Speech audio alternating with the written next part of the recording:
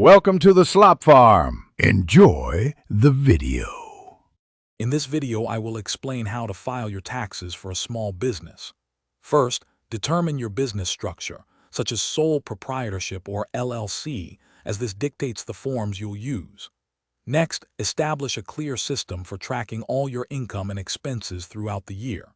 This meticulous record-keeping is crucial for accurate reporting and maximizing deductions.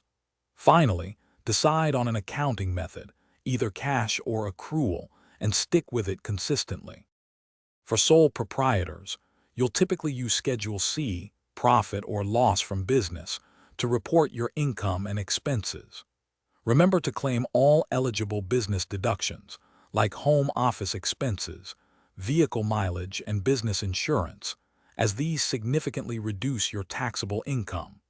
If you anticipate owing at least $1,000 in taxes, you should make estimated tax payments quarterly to avoid penalties. This proactive approach helps manage your tax liability throughout the year.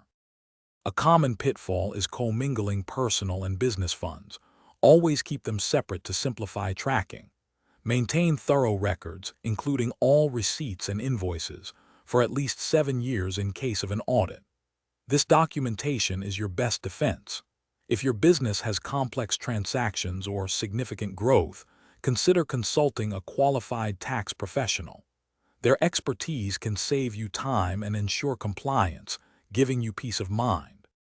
Once you've prepared your return, filing electronically is often the quickest and most secure method.